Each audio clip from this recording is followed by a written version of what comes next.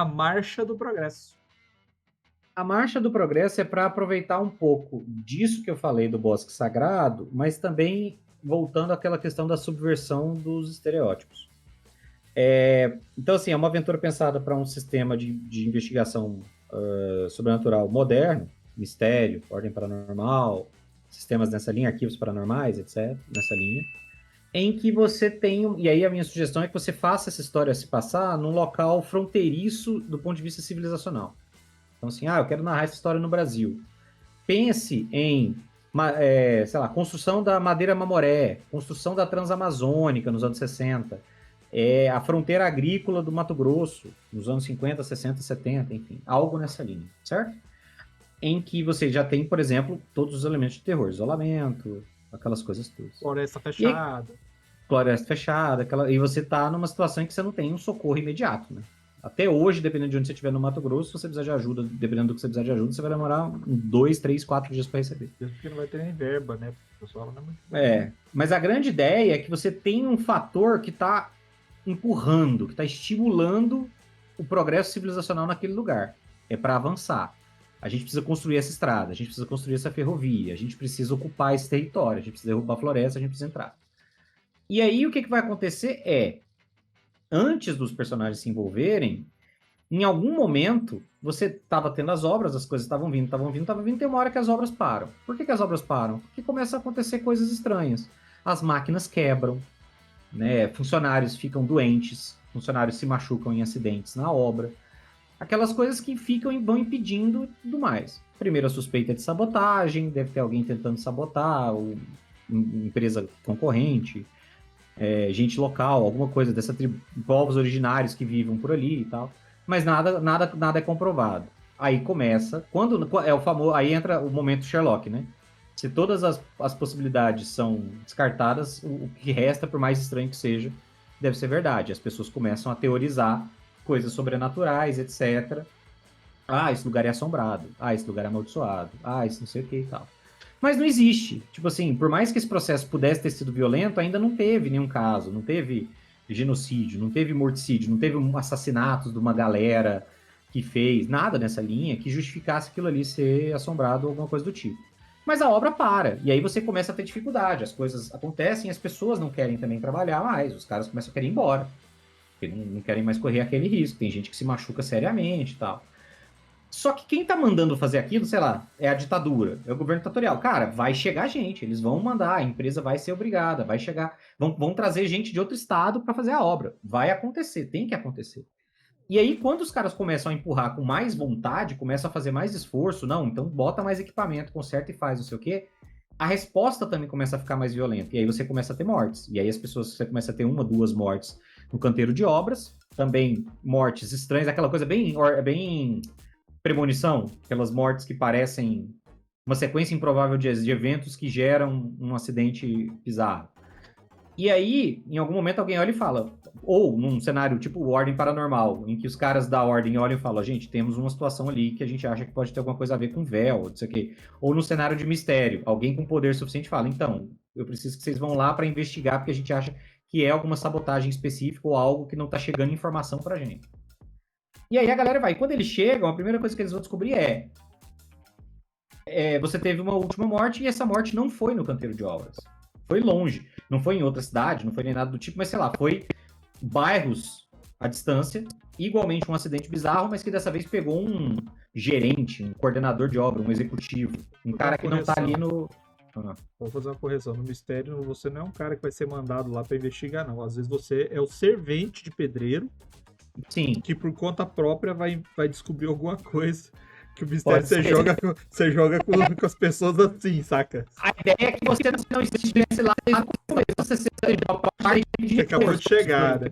Acabou de chegar, E aí a primeira morte longe do canteiro de obras. E aí, qual que é o nicho do negócio? É que é o local assombrado. Ele é fato assombrado. Mas ele é, ao mesmo tempo, uma espécie de bosque sagrado. Você tem uma galera aqui, você pode ter uma galera que estava ali há tempo, pode ser os originários, pode ser um culto que veio de outro lugar e que já morava naquela região justamente por causa do isolamento e agora está querendo evitar aquilo.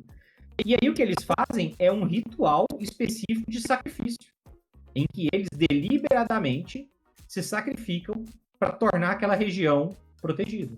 Então são fantasmas. Mas eles não são fantasmas presos às regras tradicionais, porque eles fizeram um ritual específico de autoimolação. Eles se colocaram, eles se sacrificaram para aquilo.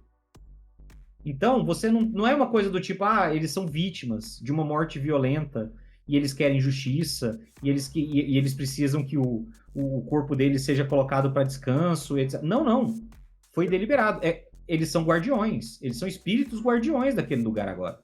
E aí você passa a ter uma segunda dimensão para os personagens lidarem, que é: a gente quer destruir esses caras, a gente quer acabar com esses caras, eles talvez tenham alguma razão, e aí você pode descobrir que eles estavam protegendo alguma coisa muito poderosa, ou eles estão protegendo justamente por valiosa, ou eles estão tentando impedir um mal maior. Então eles estavam ali já como guardiões para tentar impedir que um determinado local fosse profanado, ou uma tumba fosse descoberta, ou algo, entendeu? Um portal dimensional. Eles estavam tentando impedir aquilo, e existe um motivo pelo qual eles estão impedindo essa marcha do progresso de avançar, de chegar e de destruir, porque se isso acontecer, algo de ruim vai acontecer. E aí os caras têm que falar, bom, e a gente faz o quê? A gente não tem como impedir a ditadura de continuar destruindo. Então você fica meio que entre a cruz e a caldeirinha, assim. Eu vou lidar com os espíritos guardiões de destruir eles, porque talvez os personagens tenham as ferramentas necessárias para isso. Entendeu? Me lembrou o Aniquilação. Filme Netflix. Assim, não porque é o mesmo plot. Não é o mesmo plot. Mas ele tem esses elementos da própria natureza ser o agente. Eu acho isso legal. Eu acho isso legal porque você transforma a coisa numa coisa impessoal. Realmente é o lugar que está agindo. Mas tem os caras dos espíritos. Então, sim, cara, mas é que é meio que eles se mesclaram com o lugar. Por isso que eles não são simplesmente fantasmas. São os guardiões. Isso, é isso que eu ia falar, desculpa. Eles não agem como fantasmas, eles não são visíveis como fantasmas, eles nem são pessoais, ambiente. E nem pessoais, né, nas ações. Eles não têm uma forma, nenhuma forma espiritual, eles estão imersos naquilo ali. Talvez eles possam ter uma forma espiritual se eles quiserem, mas eles não agem dessa maneira. Guarda pro final. Apareceu uma imagem no final mas é legal, eu gosto disso daí. E o isolamento, cara, me lembra de histórias reais que a gente já viveu no Brasil, né? Por exemplo, que é a própria abertura de estradas. Então nós temos muitos relatos de muita coisa estranha que acontecia, de brigas e guerras e de batalhas que tinha entre poceiros, o pessoal que abria a mata e índio. Existia demais. Por que eles estão lutando? Cara, a estrada vai passar de qualquer maneira. Talvez o índio lutaria porque...